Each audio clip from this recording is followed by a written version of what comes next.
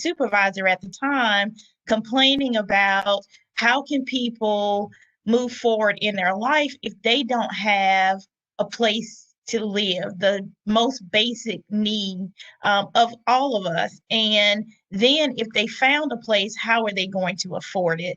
And so, of course, she put a challenge to me to say, she said, do something about it. And well, she said, what are you going to do about it? And of course, I didn't have a response. As a young 22-year-old, I didn't have a clue, but I thought I could figure it out. And I started taking different classes, workshops just on housing. It actually changed my motivation to go back to school for a master's in psychology or social work to a master's in public administration. And so that's how I really got my start in housing. Had no clue of what safe and affordable housing meant, but I just jumped in feet first and just tried to learn all that I could. And today I am currently in the position that I'm in because I've had so much passion about this. And as I go through my presentation, I probably will add some of my more personal stories to this as well, because I have, my family has faced some challenges with their own housing insecurities, and so I will bring those points out. So going through, what is affordable housing? And so when we talk about what is affordable housing, we talk about when a household spends less than 30% of their total income on housing costs. That includes the rent, mortgage, utilities, those things that are basic for you to operate your house. But however, there are many of citizens in North Carolina and in the US that pay more than 30%. And so when someone is paying more than 30%, we say they're a housing cost burden. And then if they're paying more than 50%, we say they are severely housing cost burden. So when we start thinking about affordability here in North Carolina, about 45% of renters have housing affordability problems. That means that they cannot afford their housing. And when I think about those numbers, which I'll get to in a minute, that is daunting to think that almost 50% of the people in our state are facing some kind of crisis at some point during each month about how they're going to pay their rent or pay their mortgage. It's not 45% of renters or mortgage payers, but it's around 19% of our mortgage or homeowners that actually have affordability problems. And usually the things that are influencing that are income levels, the household size, and the geographic variations in North Carolina. In rural communities, there's typically less employment opportunities, and oftentimes the housing is not adequate. It's usually not what we would call safe or sanitary housing. People are in substandard housing a lot of times, not just in our urban areas, but actually in our rural counties. So when we think about North Carolina and affordability, what I have here on this screen is basically the fair market rent for a 2-bedroom. It is $919. And when I think about $919 for rent, oftentimes when I think about the people that I work with, they're usually only receiving Social Security income. And so if they're receiving SSI, SSDI, and that's supplemental security income, which is typically what the people that I work with in my past jobs and in my current job, is usually around $783. There's no way that they can afford $919 in rent. So what we find is that those individuals start to face eviction because there is no way that they can actually afford the rent. And I'm trying to find my exact numbers here of how many people are actually impacted. So when I switched my view and switched out of my screen, now I can't find my numbers. Let me go back so I can give you the exact numbers. So you can really have a perspective of why this matters and how many people this really affects. So the number of renters in North Carolina facing this issue is 1,300,000, above 1,300,000 people. And then that's about 45% of renters. And then on homeowners, it's about 19%. And that's right around 450,000 households that are facing crisis with affording their housing. So for a 2-bedroom in North Carolina at $919, for someone to be able to afford the rent and utilities without paying more than 30% of their income, that means that they have to make $3,063 monthly or $36,751 annually. As I just mentioned, a lot of the people that we work with in our different programs and in the state, a lot of people are living under the poverty level. And so we know that they are not making $36,751 annually. So each month, those individuals are trying to choose between, do I feed my children or do I pay my rent? Do I pay for a bus fare? Do I pay for bus fare or other necessities? Or do I pay my rent? Or do I pay my utilities? So they are always what my grandmother used to say, robbing Peter to pay Paul in these situations. And that is why it should matter to us, because it could be anyone within our family. And what we have found in the last year with the pandemic is a lot of people have lost their jobs, and now they are facing this same crisis that many people that were facing the crisis before and they never thought they would be in this predicament. They are now seeing themselves in this same situation. So why does affordable housing really matter to us? And I have a few bullet points listed here: health and well-being, quality of education, employment opportunities, personal relationships, security, and financial outcomes. So when I think of the lack of affordable housing, it's a crisis for communities and for our individual households. For communities, it decreases the attraction of employers as well as developers because you start to see a higher crime rate. If someone is trying to choose between whether I pay my rent or I feed my children, if they pay their rent, they may steal food just so their children and themselves may have quality meal. We know that is not the right way to do things, but people are brought to that point because they want to care for their children and know that their children have a meal. So oftentimes we have those issues that come up, and then people face legal issues.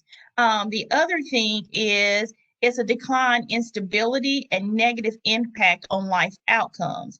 If we have people without housing and they are stressed about their housing, often they have an increase in blood pressure. They often have face mental health challenges such as depression, and sometimes often turn to substances to deal with the stress that they are living under due to the stresses of their finances.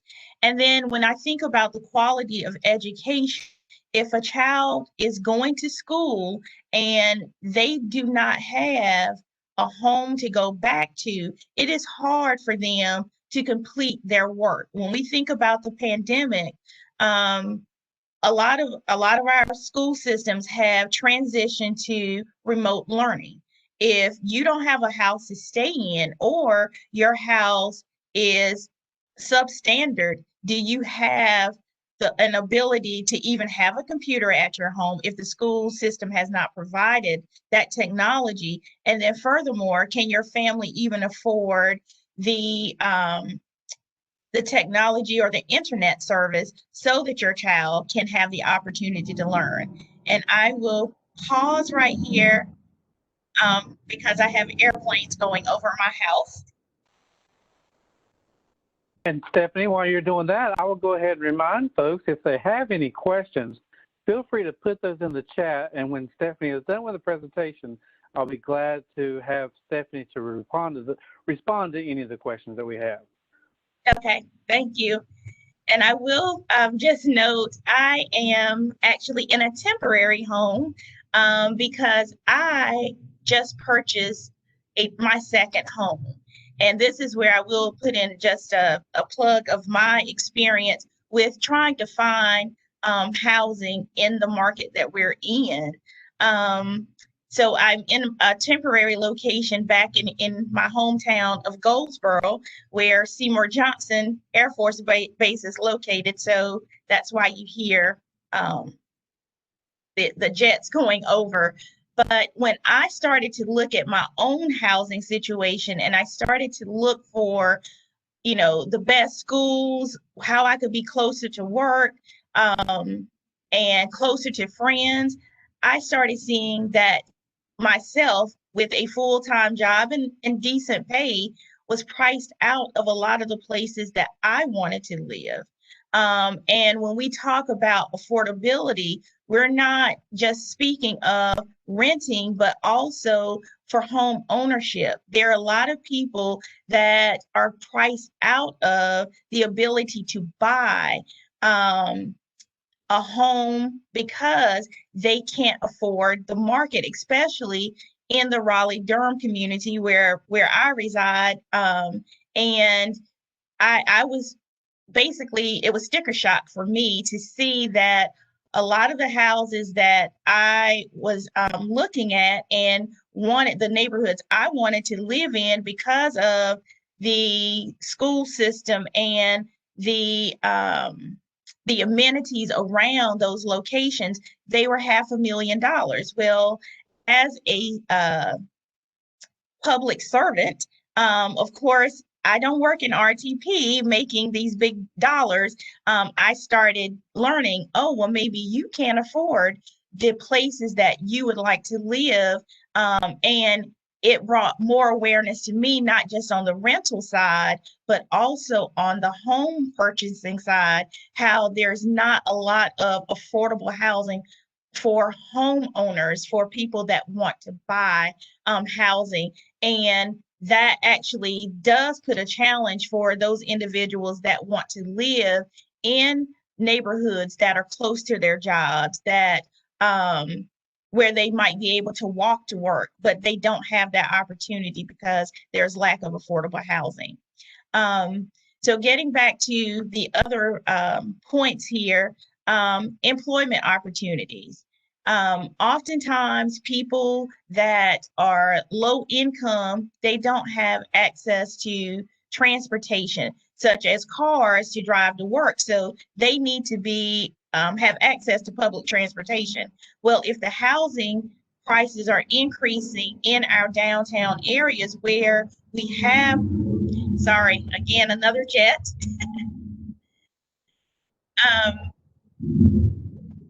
And sometimes they get very loud and sometimes not. But this morning, I guess there's a lot of activity. But for employment opportunities, they need access to transportation. And if you don't have access to transportation to get to work, then you are, the employment opportunities for you are decreased at that point. So that's another reason that affordable housing in some of our urban centers really matters for people. And then not to say the strain that it puts on personal relationships. And oftentimes people have to make choices. Do you split up families so that you can access certain services? Or so that someone can live with some family members. Oftentimes, a family may take in 2 or 3 people, but they can't take in a whole family of 6 or 7 people.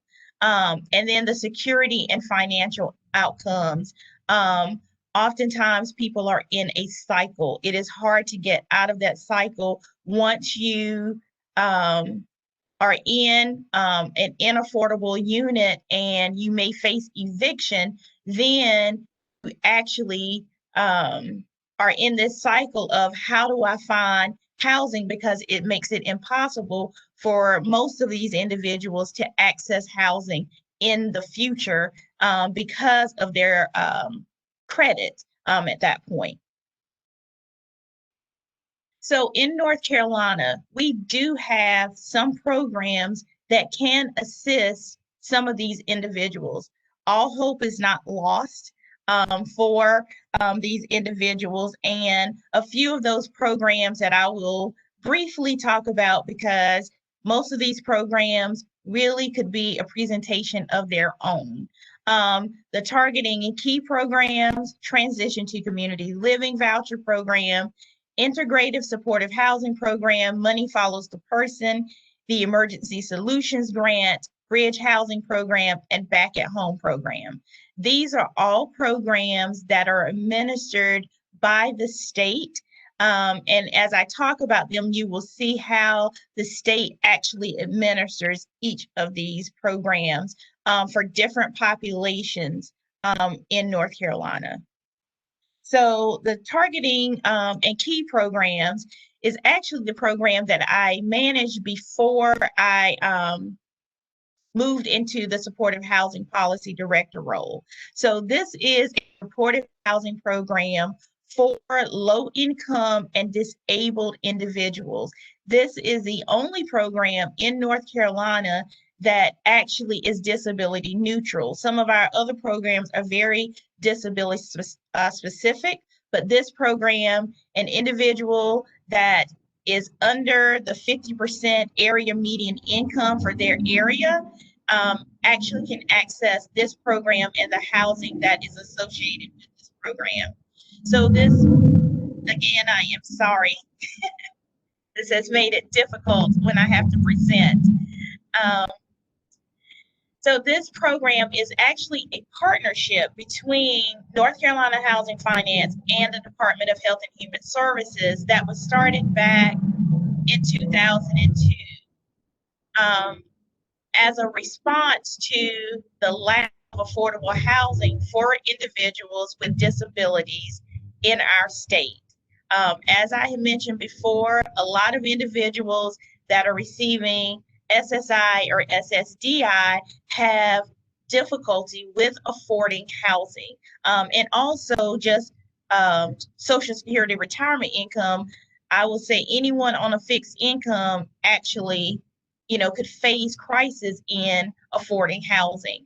And so partners back in 2002, Housing Finance Agency and DHHS tried to figure out what exactly they could do to help people that were facing affordability problems in North Carolina with disabilities.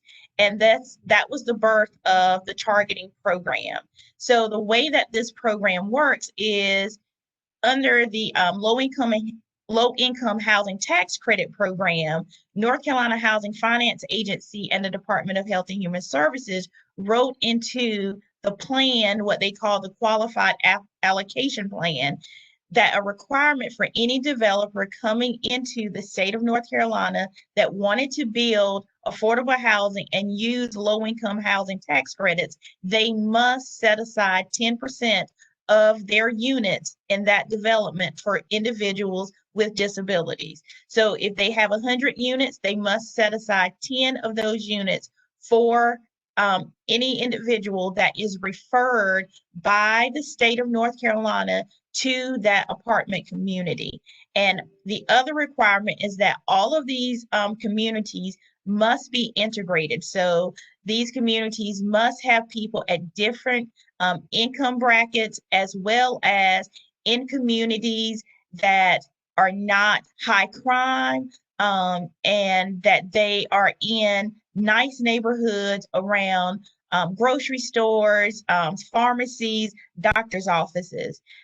So anyone that comes into this program is actually referred by staff at the Department of Health and Human Services. There are 10, what we call 10 regional housing coordinators, and then one manager that actually manages the wait list, the referral process for this program. So in order for a person to be eligible for this program, they have to be disabled, make less than 30% of the area median income for their county, and be working with a supportive service agency. That agency actually makes the direct referral to the Department of Health and Human Services.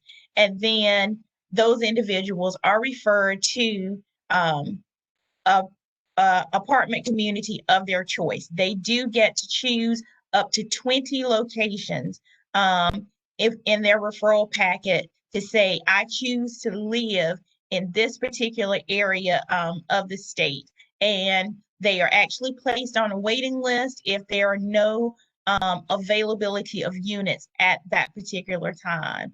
And how these units are made affordable is through the KEY rental assistance program. This is money that is allocated or appropriated each year by the General Assembly to the Department of Health and Human Services to make this program affordable. And so what that means is that rental assistance that's provided pays a portion of that person's rent. The individual only has to pay 20 to 25% of their total income towards their rent, and then the state makes up the difference of what the true rent is on that particular unit. And so that gives that person the opportunity to live in a nice, sanitary, decent place in their community of choice. And like I said before, they do have to have that support agency that refers them so that we can make sure that if an individual starts to face any crisis, they have someone that can quickly work with them to pay their rent, to get assistance to pay their rent if they get behind. If they start having physical health issues, there's someone to try to help them deal with those challenges. Or if they have mental health or substance use issues, there's someone to help them resolve those crises as well. And in the state of North Carolina, this program exists in 79 counties. There are over 6,000 units across the state. The second program that I want to talk about is the Transition to Community Living voucher. And this voucher actually started back in 2012. And it actually started after the state of North Carolina actually entered into a settlement agreement with the Department of Justice due to the Department of Justice finding that the state of North Carolina had inappropriately housed individuals with severe and persistent mental illness into housing that was not of their choice, but because basically it was housing that was available for those individuals, and it wasn't the most appropriate setting for those individuals. They were going into, of course, psychiatric hospitals, adult care homes, family care homes, more institutional settings, and not giving individuals the opportunity to live in the community in single family homes or in apartment communities. So this is an effort to try to help those individuals that actually have a severe and persistent mental illness or serious mental illness move into the community of their choice and make it affordable by using this housing choice voucher. This also is state funded. It is appropriated each year for the individuals. There's about $32 million that is appropriated each year for this program to help individuals live in the community of their choice. By the end of this settlement, which we hope will end in June of 2021, there will be 3,000 individuals that will live in the community and be successful in their own either single family home or in an apartment community. With this voucher program, it pretty much works like the Section 8 voucher, if you've heard of that, or Housing Choice Voucher Program through HUD, where an individual can choose any location that they desire to live in, and the landlord is willing to accept a voucher. This voucher helps them pay for that rent in that unit. Of course, there are limits to the amount that the state of North Carolina will pay for a voucher, just like for an apartment, just like it is in the Housing Choice Voucher Program. Typically, a one-bedroom, we will not pay more than $1,200 for an individual to live in that unit. But that's it. You know, there are extenuating circumstances where we've run into some challenges, of course, in some of our urban areas where the cost of living is much more. And to get someone into a safe and decent standard housing that meets the passes our inspection requirements, we do have to pay a little more. So one of the things that happens with the targeting program and the transition to community living program, the apartment communities as well as single family homes must pass what we call a housing quality standard inspection. That means that there are checkoffs to make sure that there's running water, their electrical work is safe, that there are working windows in the apartment or single family home, that doors lock. Those are things that sometimes in substandard housing people don't have. And so we want to make sure that all of the individuals that are supported by state dollars have adequate, decent housing, and that they are not living in substandard housing. So that is definitely a requirement of both of those programs. The other thing with the transition to community living voucher program is that the individual must be working with one local management entity managed care organizations, which is our state mental health system partners across the state. There are 7 LME MCOs across the state that manages the care for individuals with mental illness, substance use, and intellectual and developmental disabilities. So each of those partners actually provides the support services for those individuals in the community to ensure that they are safe and that they are receiving what they need in their housing. They must have 24-hour access to services when they are in housing. It does not mean that anyone lives with the individual. They have independent living. They have their own lease, can go and come as they please. So it's not institutionalized in any way. But if that person needs some type of supportive services while they are in their own place, they must have access to those services. So that is a requirement of this program. The next program is something that we created most recently, and that is also a partnership between North Carolina Housing Finance Agency and the Department of Health and Human Services.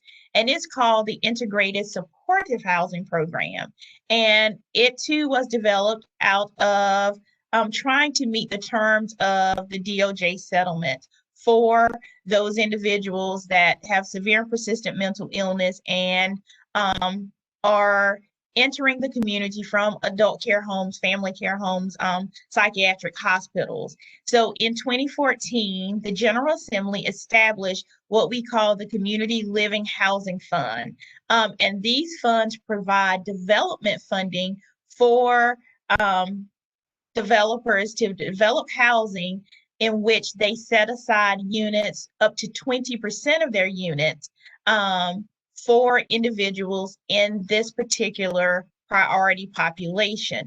And what we have done, it's an agreement between the Department of Health and Human Services, North Carolina Housing Finance, and the LME MCOs, so that individuals that access these housing, this housing, has the support services that they need within the community, and that we will provide funding for these particular units. If there's 100 units in a building, 20 of those units are set aside for this priority population, and the state is responsible for paying the rent for those 20 units.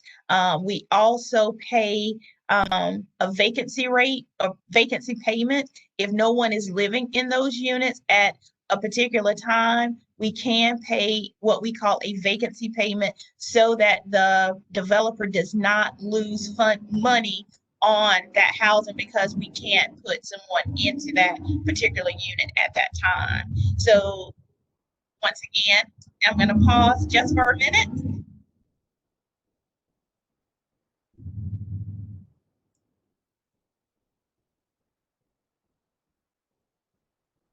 I am sorry. I definitely apologize. Stephanie, your microphone is actually doing an excellent job of screening out a lot of that ambient noise. So we're not hearing what you are actually hearing. Okay, well, great. I know on some of my calls they can actually hear it. So that's why I was like, let me make sure that you can't hear it. So great. So to make this program affordable, just like with the targeting program and the transition to community living initiative program, we utilize key rental assistance as well as the transition to community living voucher to assist these individuals with accessing whatever housing they choose. So some of the developers have used low-income housing tax credits to develop their projects. And so those developments actually use key rental assistance to make the units affordable. And for those units those developers that have not used low-income housing tax credits to develop their property, then we use transition to community living voucher. So we are trying to mix a lot of our funding streams to help make sure that people can access housing. The next program I will speak on is Money Follows the Person.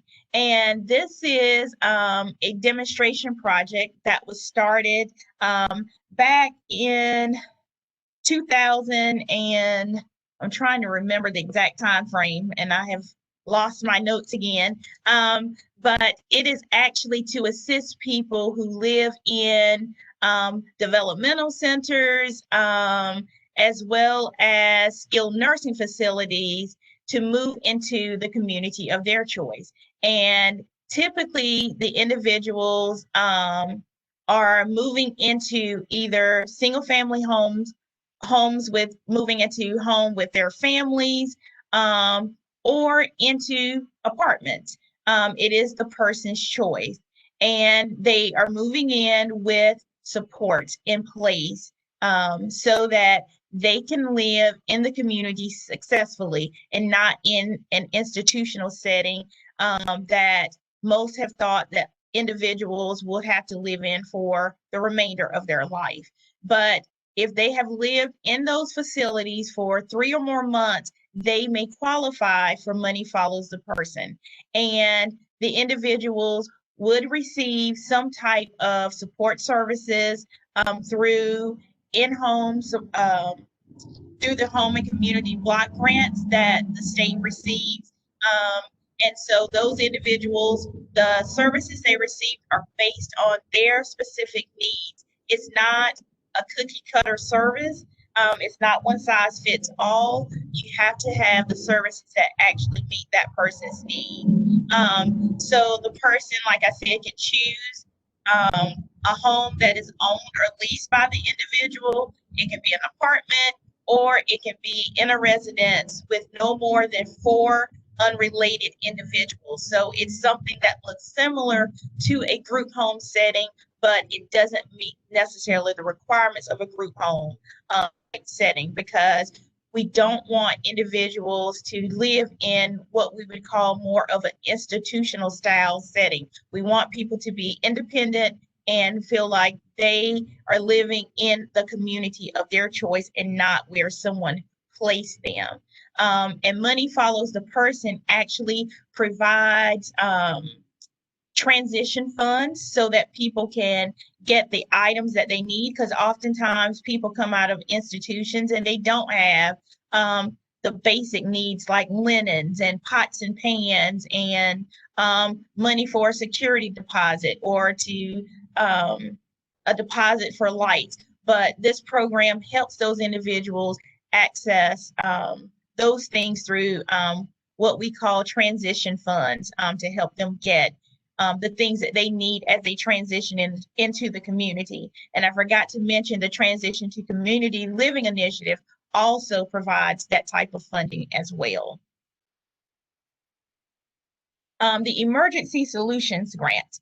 So this grant is not disability specific, but it does work with individuals that are homeless. And so the ESG program that is administered through the state is actually where the state receives about, I think now we have about $32 million that has come into the state that is actually awarded out to different nonprofits across the state to provide the functions listed below in the bullets listed in this PowerPoint. So it's to engage homeless individuals and families living on the street, to improve the quality of emergency shelters and to operate these shelters, and then to provide essential services, and then to rapidly rehouse individuals that are homeless.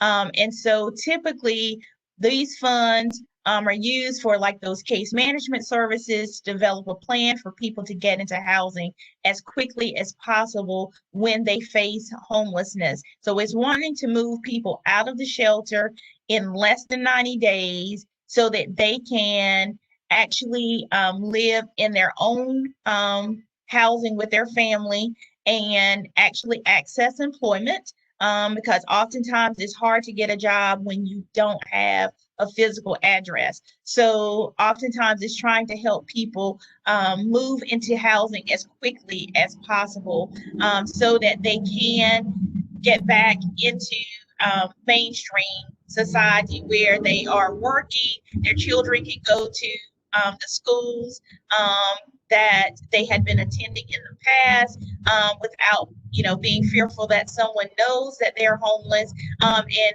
getting them back into a routine. So those funds are used for that purpose. Right now, due to COVID, the state does have funding, and I'm reading my notes here, to assist with COVID relief.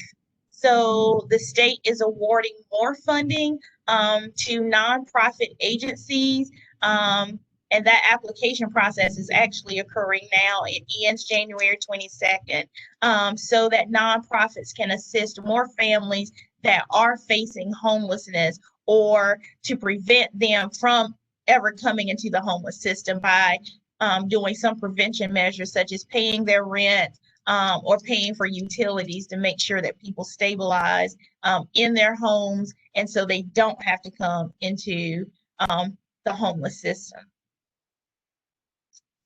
The next program is Bridge Housing Program. This program is temporary housing, typically no more than 90 days. to help individuals that are transitioning out of an institutional setting, but are having some problems with getting into permanent housing. And that could be because of criminal history, credit, or they just don't feel like they have the skills at the time to move into their own housing. And so bridge housing gives a person the opportunity to live in either some type of hotel, like an extended stay where they have like a kitchenette, so that they can learn how to cook, how to clean their own place, and how to actually pay a monthly bill, and to help them develop those skills. And then they move into more permanent settings.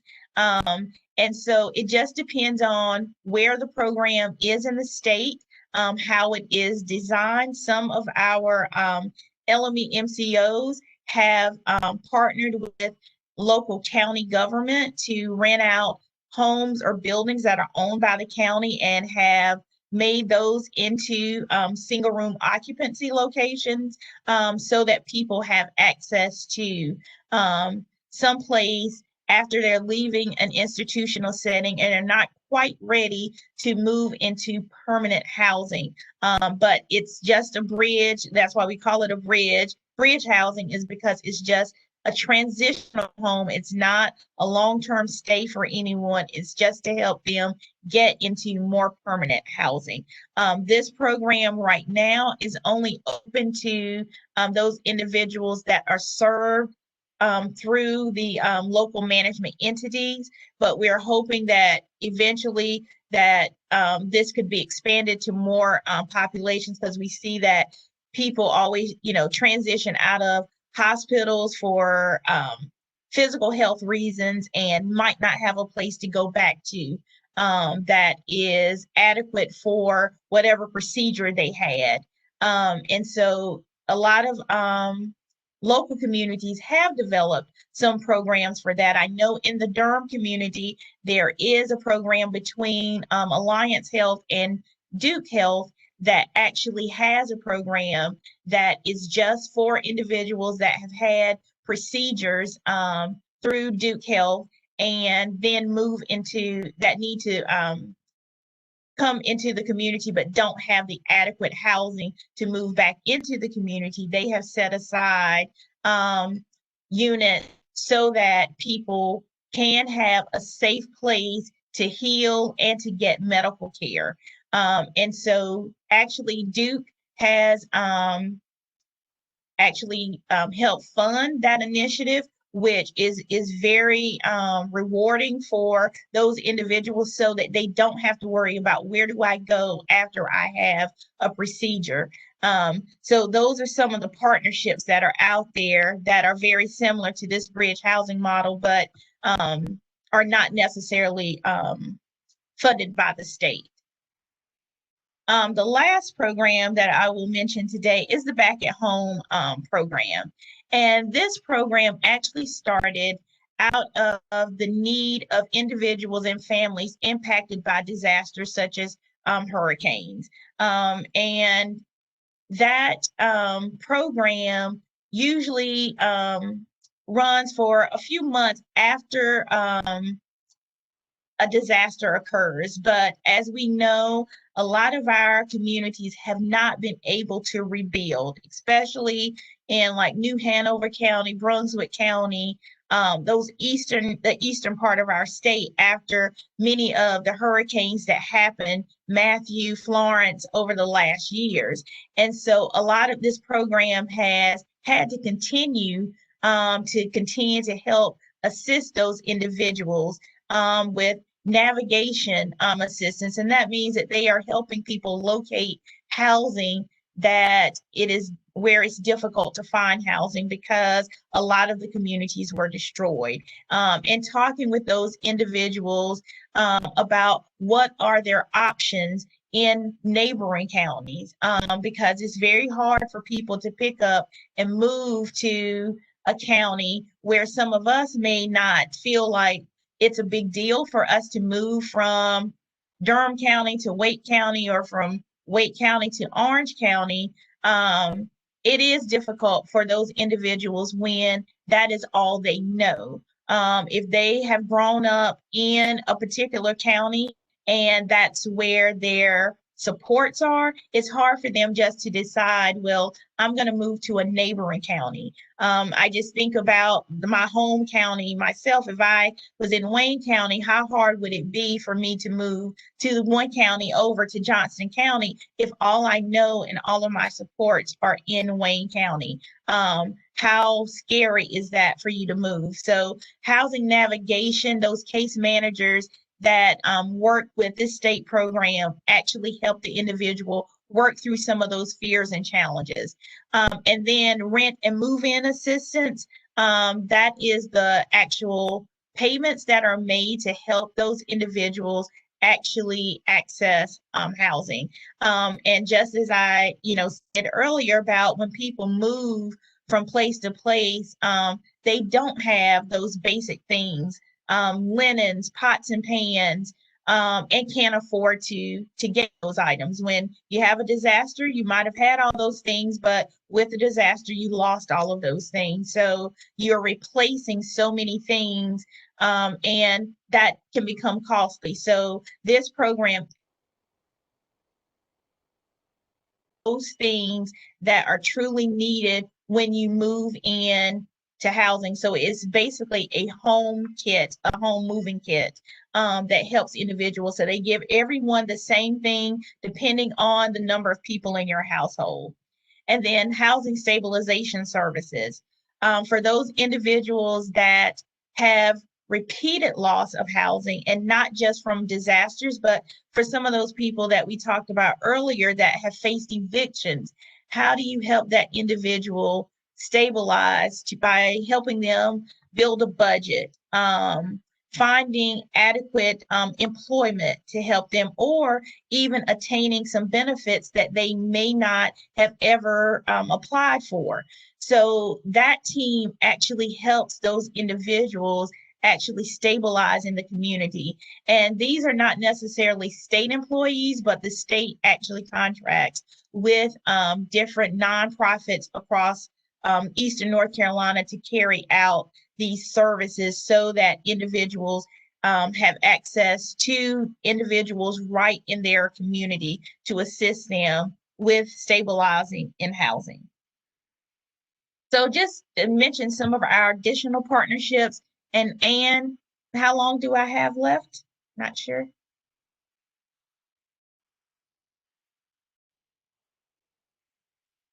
Not sure if Anne heard 11. Okay. Thanks. So some of the additional housing partnerships that the state has embarked in over the last few years is with our public housing authorities. And so the Public Housing Authority is really the biggest developer across our state in the U.S. They own a lot of properties. Some of their properties are not up to standards, but they are bringing them up to standards with funding from Housing Finance Agency through HUD grants. But what we have noticed is they have long-term rental assistance programs that have made housing affordable for individuals that are low income. And so what the state has done is tried to partner with these public housing authorities by developing collaborations on applications. One of those applications was the mainstream voucher application. And with that application, we actually wrote a letter as the state of North Carolina, and then Housing Finance Agency wrote a letter to the HUD office asking if we could request a waiver for a remedial preference for those individuals that are exiting institutions to help us meet the terms of the Department of Justice settlement that we went into in 2012. And thankfully, we wrote that letter back in 2018. We got a response back, a favorable response back for the public housing authorities in North Carolina to give them permission to allow that remedial preference during the term of the settlement for that population. So that means that anyone that is exiting a adult care home, a psychiatric facility, that is working with one of the LME MCOs, they can actually have a preference for a mainstream voucher that is administered by the public housing authority. And this is just like a housing choice voucher or Section 8 voucher. This is available for individuals to live in any single family home they choose, apartment. If they want to live in a mobile home, they can use that voucher for that.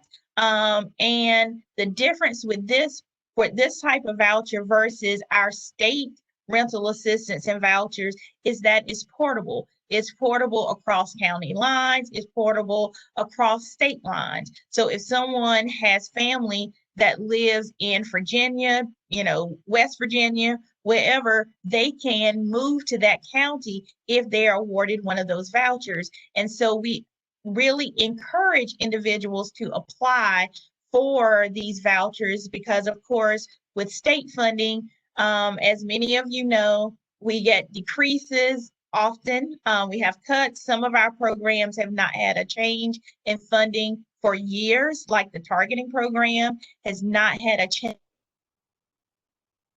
in over 10 years. And we know that the cost of housing has increased, but we have not seen an increase in that budget in years. So we really are trying to get people to apply for some of these vouchers. So with those collaborative applications, the state of North Carolina was awarded over 500 new mainstream vouchers. And so these vouchers are not just for the preference that I talked about for the Department of Justice settlement population, but it's for the homeless population and then anyone else with a disability. Those vouchers are for any of those individuals, and they can apply for those mainstream vouchers.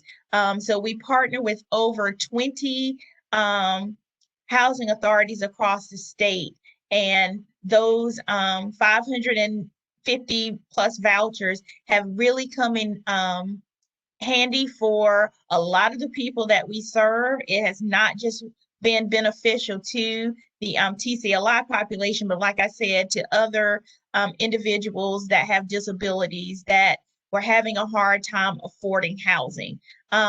Housing choice vouchers, we have had some public housing authorities that have set aside some of their housing choice vouchers to assist individuals that are low income. For example, in Greensboro, they did just in 2020, they awarded 65 vouchers to the targeting program to help individuals in the Guilford County area access housing in targeted units. So those individuals will have a voucher, can live in a targeted unit, and pay 30% of their income towards their rent and utilities, which makes it very affordable for them to live in some of these nice new apartment communities in the Guilford County area.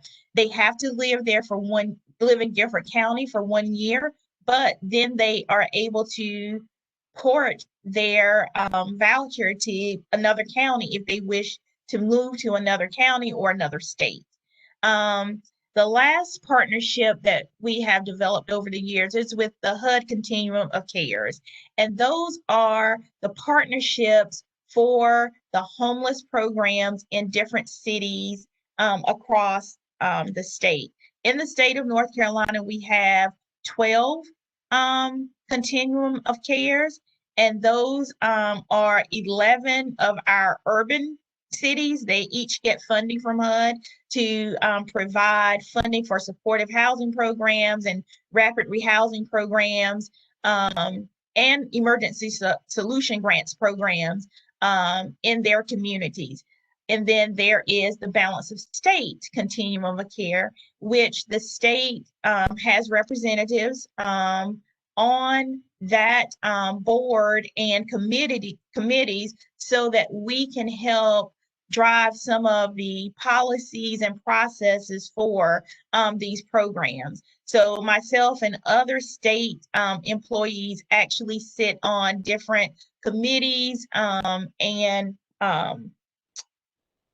boards so that we can help with what's happening at the local level to make sure that citizens of North Carolina have access to some of these housing programs that are administered through the different cities and the regulations set by HUD for homeless individuals and homeless families. And so with this partnership, what we have done is in the targeting program, and I failed to mention this earlier, with the targeting program, there are 3 priority populations for the units that are offered in these low-income housing tax credits. That's the Transition to Community Living Initiative population, Money Follows the Person, and then the homeless population. And so with the homeless population, anyone that is homeless, that is referred by one of the nonprofit agencies or cities that work with the continuum of cares, and maybe the person has a supportive housing voucher because the supportive housing program does offer rental assistance to individuals, and that is long-term rental assistance. They are actually prioritized for targeted units. So we actually have developed that partnership with our local continuum of cares to make sure that people have access to housing that are homeless and try to get them housed as quickly as possible through the targeting program. So our upcoming strategies to try to continue to help people with housing insecurities is to implement the mainstream vouchers. The state has, like I said, over 550, and then there was another round awarded in the past few months of mainstream vouchers because HUD ended up with some additional funding, and they just actually added 30% increase to each of the public housing authorities, which gave them a few more mainstream vouchers.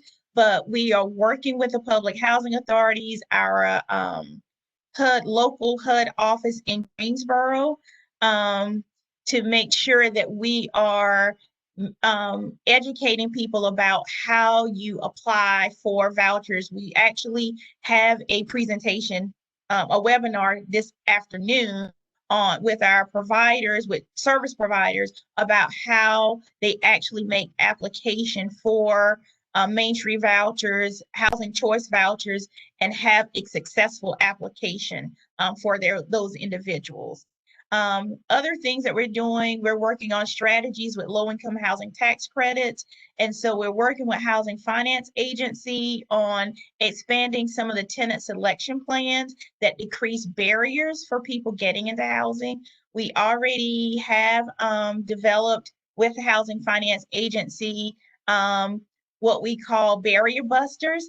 And those are things like making sure that every low-income housing tax credit project that works with the targeting program actually does not just automatically deny individuals for having a felony, but that they have to do what we call an individual assessment to look at how long ago the felony was, what was the felony, and what steps that person has taken since that crime was committed. If they've served their time, then that should not be held over their head for them to access housing. And so we've worked with them on those type of policies. Also, to that individual that is referred by the targeting program staff at DHHS, there's not an application fee. So that's not a barrier for people to access housing. The other thing that we're working on is data analysis. We are working with UNC Public Health to actually do a cost benefit analysis of the targeting program specifically to see what is the benefit of people being in housing. Some of those things I talked about, their overall health and well-being and employment opportunities and increase. We're hoping that we'll see an increase in people accessing benefits. So those are some of the things we hope that this analysis will show us, but they are actually working on completing that cost benefit analysis now. And then the other thing that was implemented in 2019, 2020 was a new service definition to help those individuals that are in housing and need some type of support services in their housing. That service is called Community Support Team service. And what the change that happened with that service is now there is a tenancy support component. So that means that there are services provided for that person pre-tenancy, during their tenancy, and post-tenancy. So pre-tenancy is the person has the services to help them with the application process, helping them review their credit history, their criminal background history, and how do they put strategies into place to address those issues. And then during tenancy, it works with the individual on just some basic activities of daily living. If someone needs help with how to regulate their thermostat, those basic things are practiced. People are coached on how do they do that? How do they budget? How do they actually clean their apartment or single family home? And then post tenancy, if someone is evicted or have a mutual agreement to leave, then that team actually works with that individual to develop a plan on how they're going to do things a little differently the next time. And that may be working with them on a budget or working with them on if they've lost their housing due to substance use, how are they going to work with them on engaging in a substance use program? Or oftentimes we find that people lose housing due to smoking. How do you get someone involved in a cessation program? So those are the things that we've worked on with changing some of our service definitions. And then the final thing that we're working on is a statewide strategic housing plan. And we're working on the Olmsted Housing Work Group, which is under the overall Olmsted plan for the state, but we're breaking out a statewide strategic housing plan so that we can know where do we need to go as a state in 5 to 10 years to make sure that people have access to affordable housing, whatever disability they have, whatever life challenges they have, but what will we have in place for those individuals to access affordable housing, and what things that we need to do as a state to get to those goals. And so what we're hoping with these strategies that we have in place is that we're going to reduce the uses of crisis services, and that's using our emergency departments as well as people cycling through homeless shelters, as well as our criminal justice system. We're hoping that we have lowered returns to state psychiatric hospitals, and that people regain their dignity when they have access to affordable housing or have the opportunity to have the services they need to live in the community and increase recovery. We're hoping that people can have access to employment, either that be supported employment where they have a job coach, or they're working in the community on their own. Family reunification, a lot of people lose custody of their children when they are going through different things in their life, if they have substance use issues, mental health issues, and then sometimes people are just separated because, as I said before, when people become homeless, it's hard to house a entire family in the same location, especially if you're living with family and friends. But we're hoping that if we have these strategies in place that people are reunified, and then we want to help lower the statewide eviction rates. Our rates aren't really high in comparison to some, our state programs are not as high as some of our other the other programs in the state, such as Section 8, but we want to continue to lower those numbers. I think now about 10%, well, not even 10%, I think it's like 7 or 8% of people in our programs might be evicted, but we want to keep those rates pretty low. And then we want to just have the improved health and well-being of the people that we work with in our state programs, that they have better outcomes in their overall health, in the way that they see life, and their life experiences. I think that was the last slide. So if there are any questions or any discussion points, I will take those now. Stephanie, this is Ann. Until folks have a chance to enter their questions in the chat box, if you would just take a moment to talk about some of those wonderful supporting documents that you have provided the group, including, let's see, the NCS access points. If you could just talk with us a little bit about that. Let me go back to my screen because I can't remember everything I sent you, of course.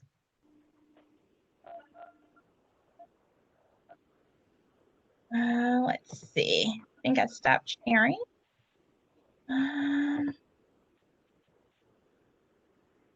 See.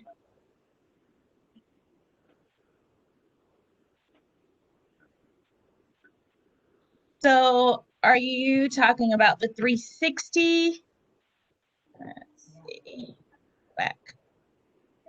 If you just share what it is you want folks to take away, why you thought it's so important to include these documents. Okay. So now I see which documents I've shared. So some of these give you contact information for individuals that you may be working with. I think the one that Ann mentioned was the non-congregate shelter document that I shared. And that's for individuals, if you are working with someone that has COVID, or are in a situation where there's a high incidence of COVID, these are locations or services that can support those individuals. So these are just some of those contacts there for individuals that are facing COVID or at in a location where there may be a high incidence of COVID. Another document that I shared was the referral process, the referral screening and verification process. And those are for any individual that you may encounter that has a severe and persistent mental illness, that is living in an adult care home, homeless, and you're trying to help them access some services as well as housing. That is the tool or the process that you would actually use to help them gain access as a community member to transition to community living. Let's see what other document. I think I shared fact sheet about those things as well. I also shared NC Care 360. That's another access point for people, and that's usually through public health. So if someone is working with a public health agency, they would actually go through this portal to actually access referrals, or actually to make referrals to different agencies so that that individual can access the services that they need. And I know that through this process, I still get actually referrals from this site, from 360 Cares, where individuals will refer someone to me to talk them through what housing options they may have available in their county. And so I get quite a few referrals from this this site. So NC Care 360 is something that a lot of public health agencies are using to help their individuals navigate services. Thank you, Stephanie. That was a Kevin, are you great seeing any presentation. questions? We do have several questions, but thank you again, Okay. Stephanie, for your presentation. And again, if anybody wants to have a question answered, if you want to go ahead and type that into the chat. I'll start with the first question. It comes from Joan Pelletier. She's asking to give some idea of waiting list length and time. Okay, so unfortunately, with affordable housing, there are long waiting lists.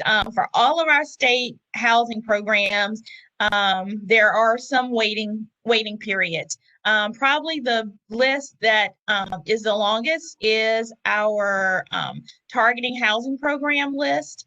That has about 17,000 people on that waiting list, because as I had mentioned, it's disability neutral. And people apply because, like I had mentioned, the properties are in nice communities. You can walk to the grocery store, walk to your pharmacy. So it makes it very accessible for people. So they're highly desired neighborhoods. So we do have a wait list for those programs. And unfortunately, because we have a priority for the targeting program, because we're trying to meet the terms of a Department of Justice settlement, any vacancy that comes available, someone in the Transition to Community Living Initiative is going to have first priority to see if they want that available unit. If they don't, then we go to, is there someone in Money Follows the Person that needs that unit? And then if they don't have anyone, then it goes to the homeless population. And typically there's someone out there that's homeless and they need the unit. So a lot of the housing now is going to our homeless population if it's not going to a TCLI person. And then for the other programs, for Transition to Community Living, it's not a long waiting list because we have to move people as quickly as possible, especially from psychiatric hospitals. So usually they will go into bridge housing and then into permanent housing. So that there's typically not a waiting list for that program. But of course, a person has to have a severe and persistent mental illness to even qualify for that program. Okay. The next question comes from Nancy Warren.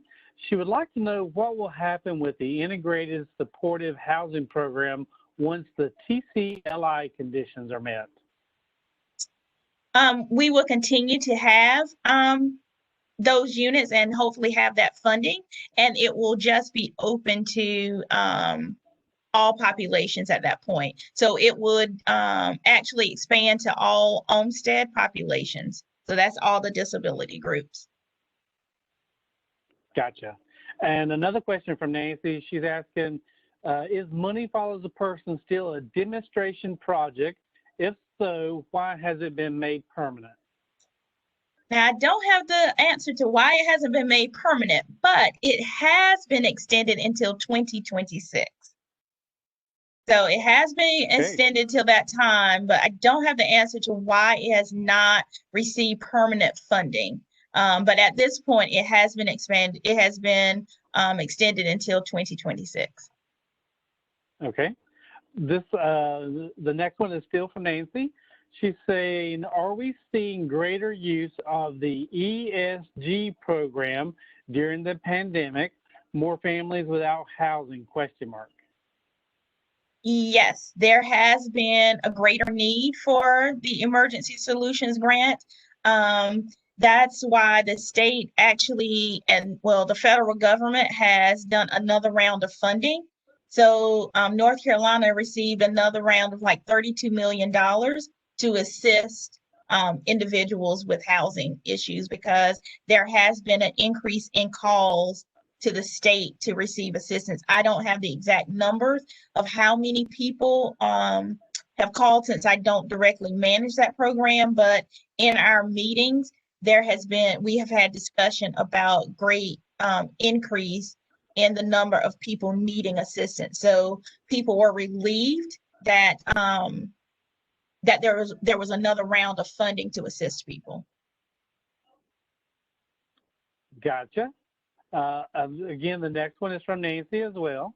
Is Back at Home available to anyone impacted by disaster, or are there income requirements? And then she says, yes, older adults and adults with disabilities who live near care providers or family may be impossible to move too far away. Yeah, okay. Yeah, so it is for natural disasters at this point, the Back at Home program, and it's 50% area median income is their criteria. So anyone and so it's different for each county. So that's where you have to look up what is the area median income for each county. And unfortunately, we have 100 counties, so I haven't put that to memory. Now, the next one again is from Nancy. And Nancy, her question is, any thought about partnering with county adult protective services programs to assist abused, neglected, exploited adults to relocate to safe housing? Yeah, we would love to do that. I don't think we've ever tapped into that partnership. I have been in the position for 6 months now, and that's something that I will write down as a possible partnership. I know I used to work for the Division of Aging and Adult Services, and we did work closely when I was a targeting program manager with some of our adult representatives to deal with situations. It was definitely case by case. It wasn't a statewide initiative. Okay. We've had several people just to type in the chat saying, excellent presentation. Thanks for the great information. The next question comes from Ann Elmore. She goes, how are people in urgent housing need without any income assisted apart from the homeless shelters? So if people come into housing without any income, they would either go through the supportive housing programs that are offered through the continuum of cares, or the rapid rehousing programs. So it's to give them some time to access income. It's usually 6 months. Unfortunately, it's not usually a long time, but that's typically what programs are offered to those individuals. Gotcha. And then another person just typed in, phenomenal presentation. Thank you for your time. That is the last question I see. It was a wonderful presentation. So thank you so much. And do you have any last messages for Stephanie as she's wrapping up and before we turn it back over to Laura Cockman?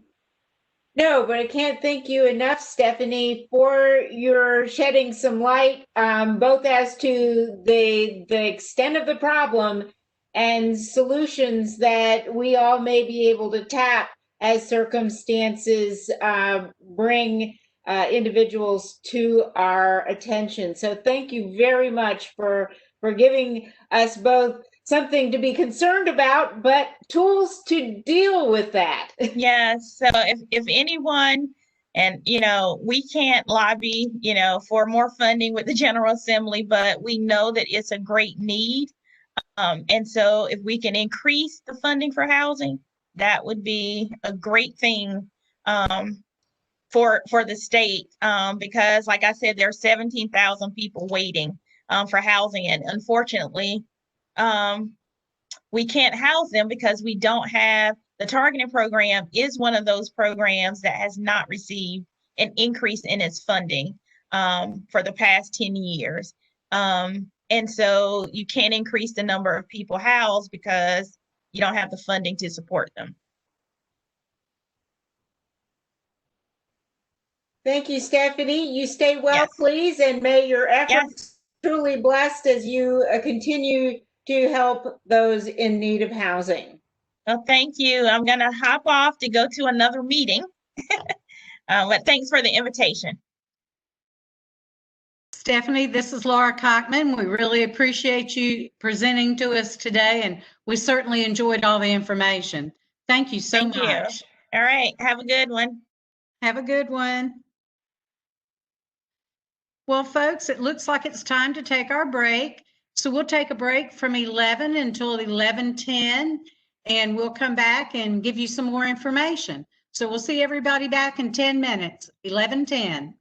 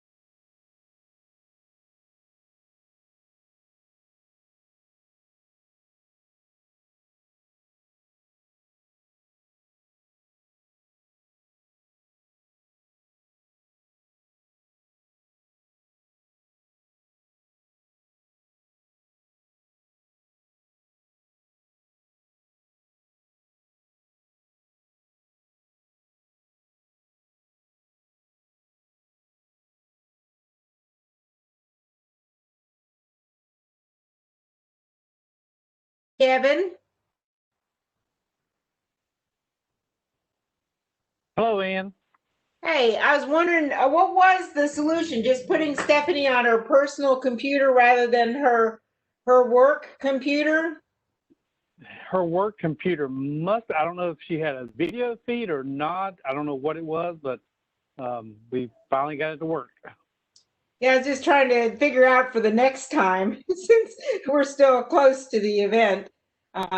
Wonder what it was that actually worked. Yeah.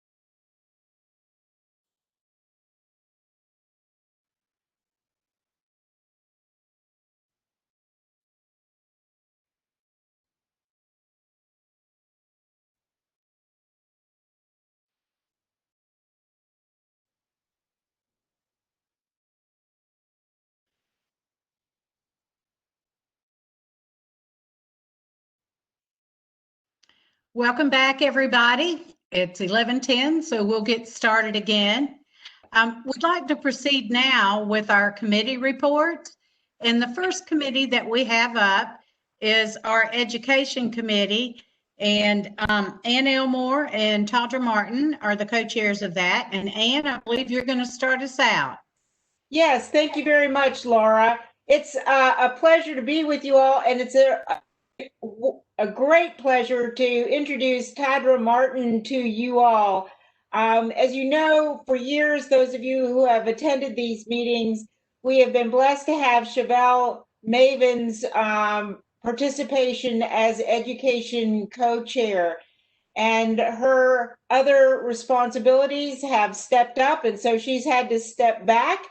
And so it is with tremendous gratitude that we welcome Tadra Martin with Disability Rights NC. Would you say hey to everybody, Tadra?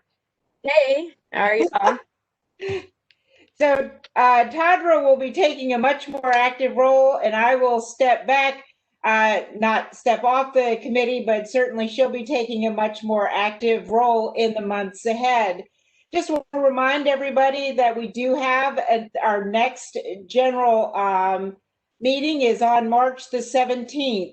We strive to have speakers addressing issues that are current to the day to help all of us serve the communities that we work with. Our speaker for March 17th, as it turns out, will not be available. And so we are looking for a replacement topic and speaker that will speak to what we need now to address our community's needs. So if you have a suggestion, please enter it in the chat or reach out to Tadra Martin or myself for our March 17th general meeting. With respect to our conference planning, wanted to share with you that we are excited about that. Our next conference planning meeting is February 26th, 9:30 to 11:30. We do have dates, so if you could go ahead and mark your calendar. The first date, or actually the warm-up, is May 17th from 2 to 3:30. That will be on MDT nuts and bolts from both the state and federal perspectives. And then on May 18th, we have skill building, both as individuals and within the framework. And then May 19th will be on collaborative vehicles. So it's a jam-packed presentation. We hope each and every one of you will be able to join us. Tadra, have I overlooked anything? No, I think you did a perfect job, Ann. Thank you so much. Thanks to all of you.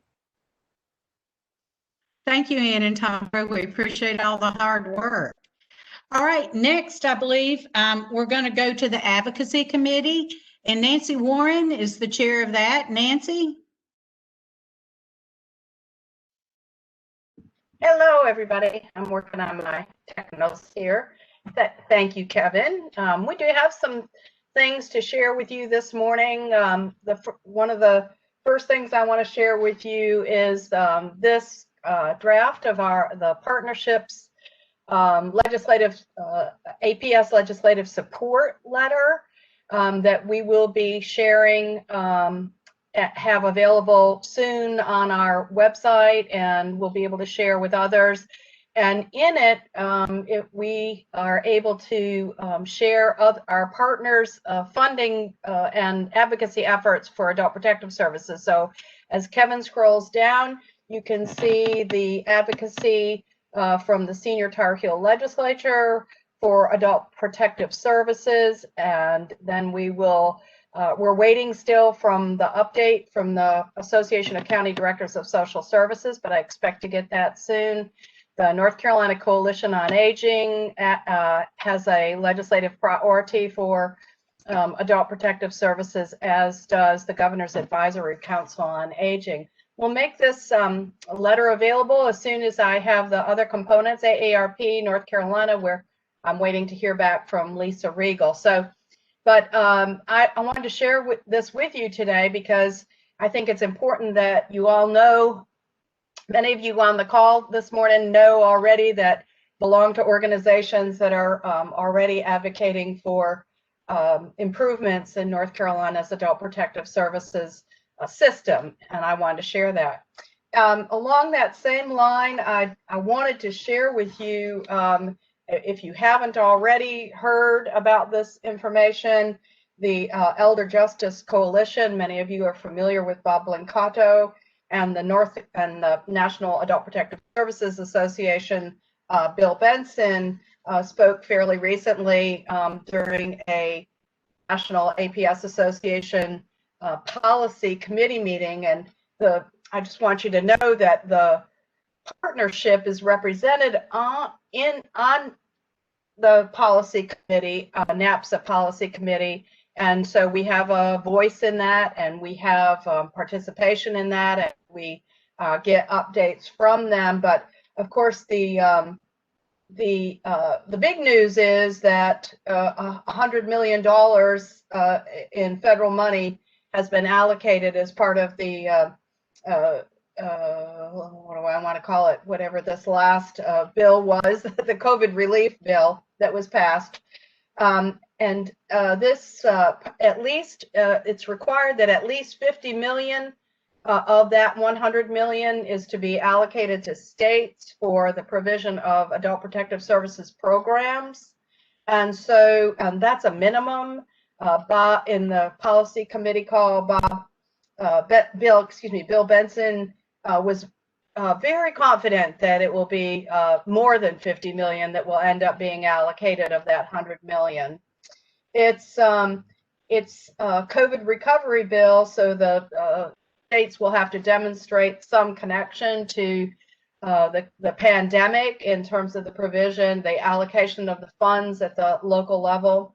I would tell you too that the funding formula is based on the Older Americans Act funding formula, so that I believe this is right, the percentage of 60 plus total population in your state is will be the funding formula for the state's allocation of these adult protective services dollars that'll be coming directly to the states.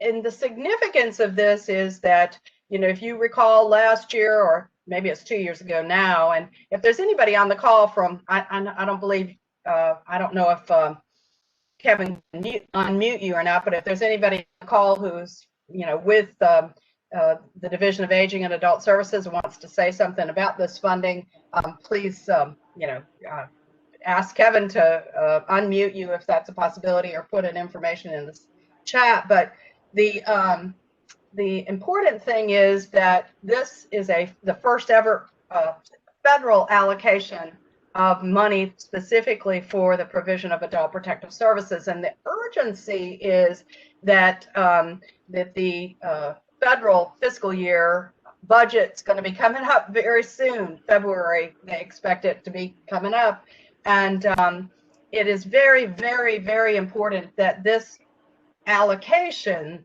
be made permanent, not just related to this one-time funding for the COVID relief. So if there's something we can do, and there is something we can do, we will work on it and try to make this a permanent, recurring federal allocation. Last time there was an allocation of social services block grant money specifically for adult protective services, but that really, to me, and you may certainly disagree with this, but to me, this you know, youth designation of social services block grant money for adult protective services was just a little bit of a shell game, in that it just took money that we already had, SSBG, and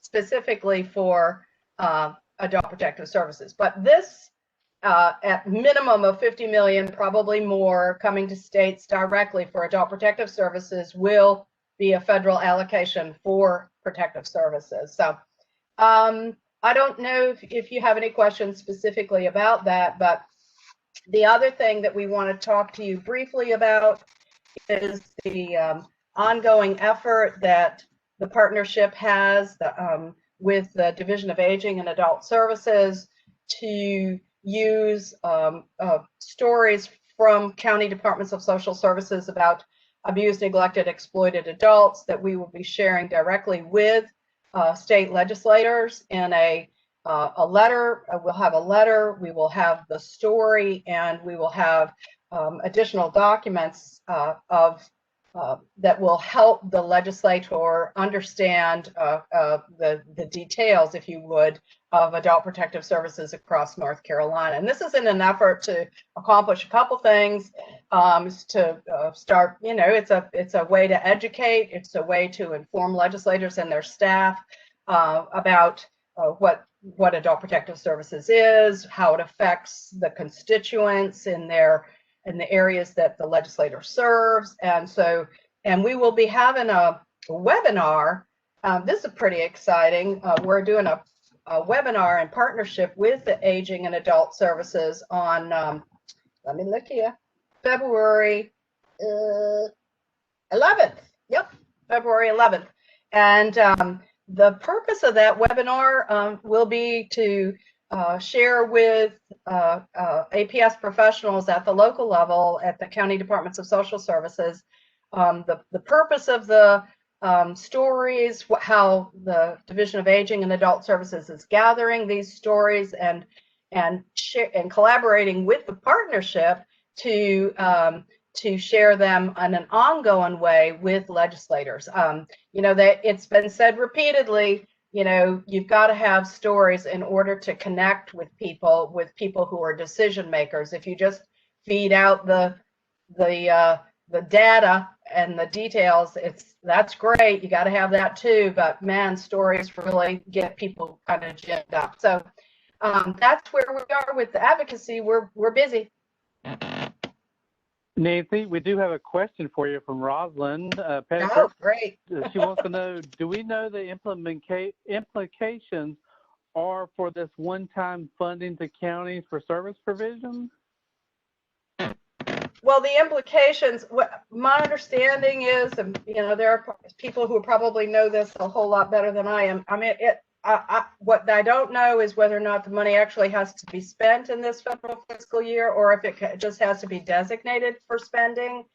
And what I understood in the conversation with Bill Benson and the NAPSA policy committee was that, I'm trying to see here my note about it, is that how you're going to be able to I don't know what the Administration for Community Living, what kinds of parameters they're going to be putting around this money, because they're the ones that the money has gone to, the Administration for Community Living, to allocate to states. So it's, Rosalind, it's kind of, they're hoping that it'll be pretty broad.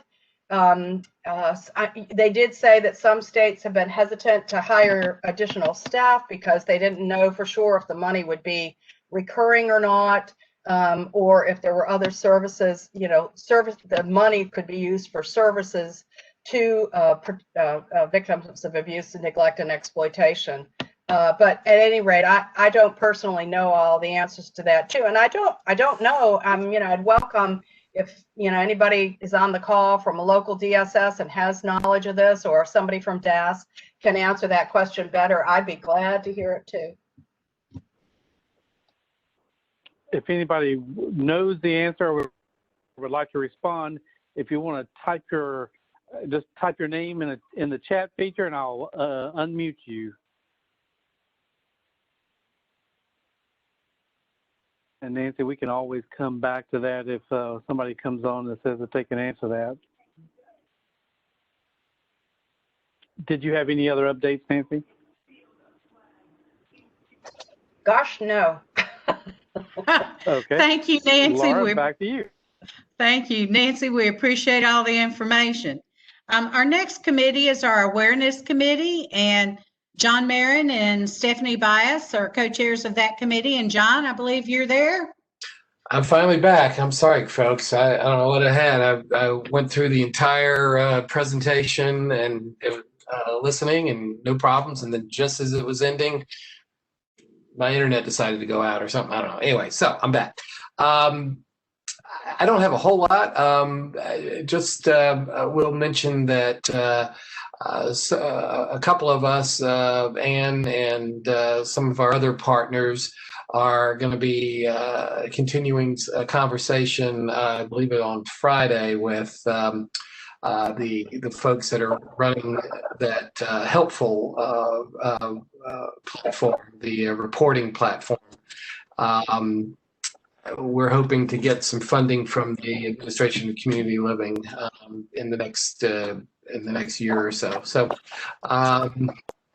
Stephanie, what else do you have?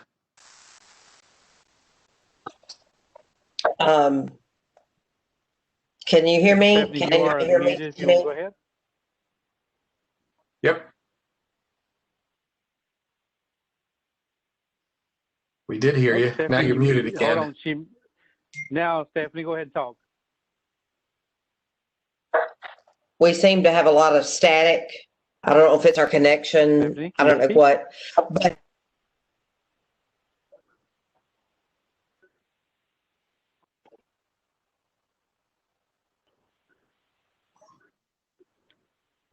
we hear every other word.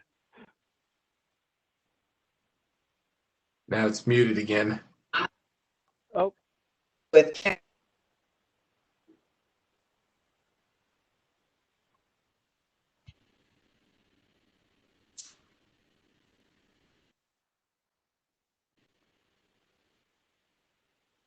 hold on, Stephanie. Let me unmute you, okay? Well, you just unmuted yourself. Go ahead. Go ahead and speak, Stephanie.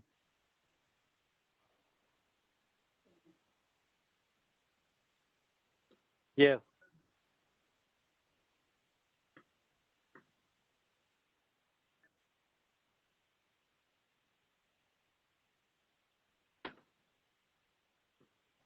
Go ahead, Steph. okay. She's trying, but okay, there you go. Okay, I will touch the button. Thank you, and everybody to our general meeting. As John has says, we usually pick back with a lot of each other on every type. Can you hear me now, Yes. folks? Yes. Kevin? We can hear you, or I can hear you. We hear you, Stephanie. Go ahead. Kevin, and can you hear me?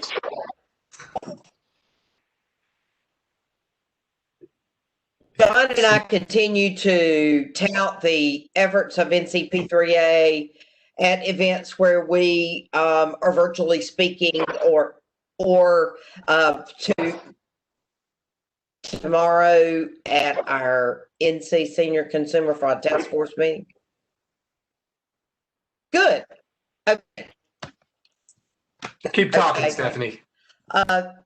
Tomorrow is our North Carolina Senior Consumer Fraud Task Force meeting, the first one for the year.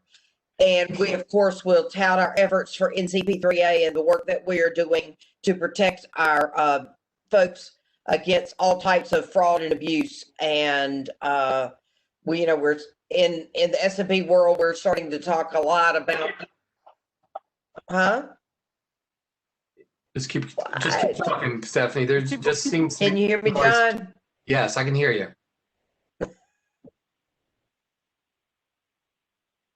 Can anybody hear me? Stephanie, Kevin, you have muted yourself again. Let me unmute it. is Yes, John we can hear you. speaking? Go ahead. One last time. You're.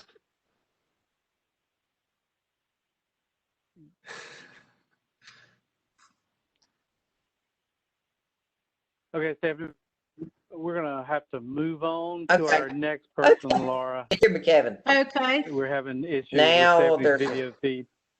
okay. Well, thank you, John. That's Stephanie. fine. And now we'll move on to our communications committee. And we have Laura Slobach and Autumn Cox on the line. Do either of you guys have an update? Good morning. Just a quick update. So today's recording is going to be posted to our YouTube channel and then also to our website.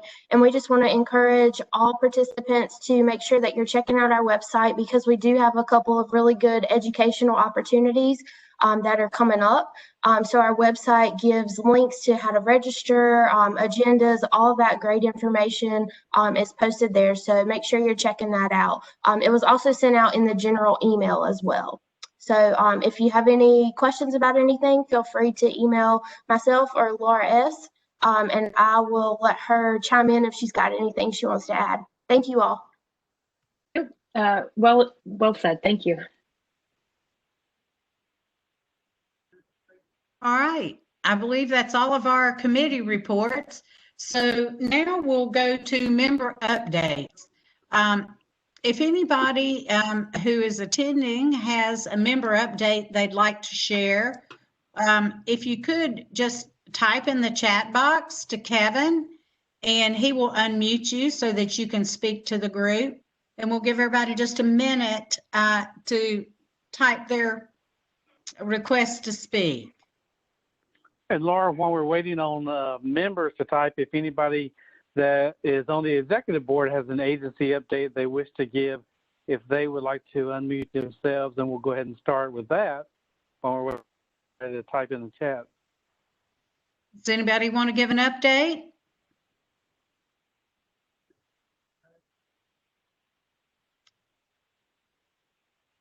All right.